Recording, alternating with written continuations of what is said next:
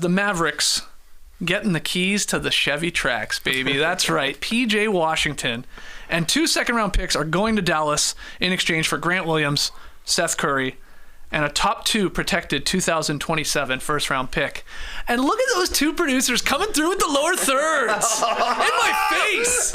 Stick it, Skeets. So, yes, there it is. Oh, my God. Jerome putting me and my tracks there on the graphic. The lower third and you with your car. There's a photo of you and your car here as we talked about P.J. Washington. You said the biggest names. I don't know about that. I don't know about P.J. Washington be the biggest names. Today, traded, player-wise, talented-wise? Give me a Bojan Bogdanovic. I think the Knicks are bigger winners than this. This is a big question mark for me. P.J. Washington, known as a 3-and-D guy, has not been all that good at it recently. That's the biggest thing. They gave up Grant Williams here, and they gave up a first-round pick that's only top 2 protected. In 27, yeah. In 27, yeah, whatever. Who knows what the Mavs are going to become without Luka, possibly. Who knows what it'll be in 2027. I think the Hornets did pretty well on this one, just because of PJ just hasn't been an incredible shooter. This year, 32 for 3. Last year, 35 from 3. He seems to be a secondary complementary guy that's been all right throughout his career. And obviously Grant Williams getting burned on the defensive end, so they go and get P.J. Washington, who's a little bit taller. But I don't know if this is going to work all that well. He's 1 inch taller. Yeah. Grant Williams is short. But that was a quick run for Grant Williams. They just got him before this season. They said, all right, you're out of here.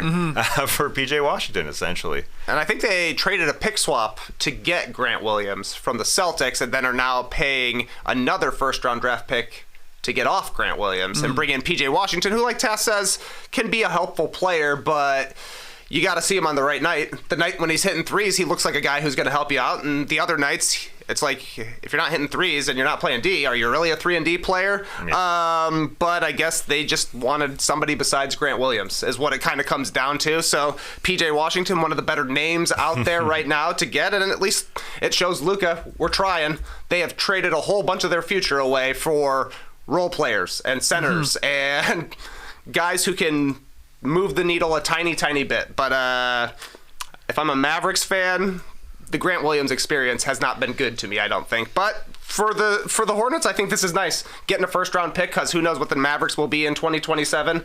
And Grant Williams apparently was talking with the Hornets over the summer as well as potentially a team that he could join there. So maybe he'll have a better run where he'll have a lot of shots available to him. Yes, and Seth Curry gets to play in front of Dad.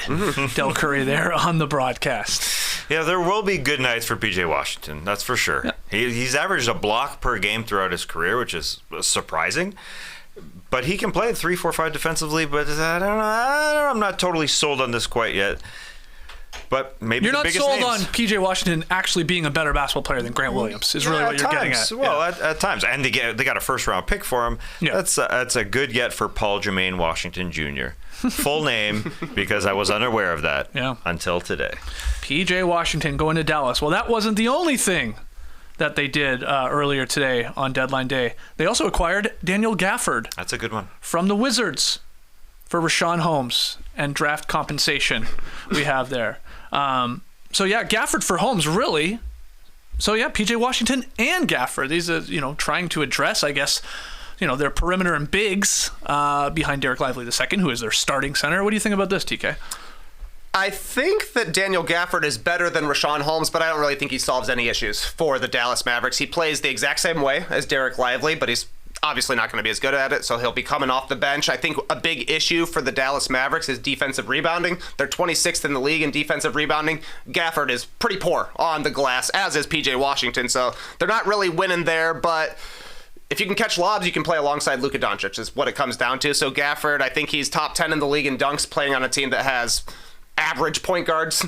If you're being generous, he will probably finish in the top 10 in dunks, because I think Lively is 7th. And Gafford is like 9th or something like that. So, Lob City, baby. Yeah, the Mavs are seriously going for it here with Gafford and PJ and paying a lot for them. This draft compensation, we don't know exactly what it is at this point. But Gafford signed through 2 more years of making 13 and 14 mil. So, yes, is he better than Rashawn Holmes? For sure. And he is a pretty good finisher at the rim, as Trey was saying. He finished pretty well for Tyus Jones. Lobs 1.43 points per possession as a roll man is damn good. His rebounds have gotten better on the defensive end. They need a big guy. Yeah, he is amazing at that end, but he is good. They just need a center, frankly. And Dallas's record with Lively, 22-14. Without him, 6-9. So they just need help. And I think he will. He will help in that regard.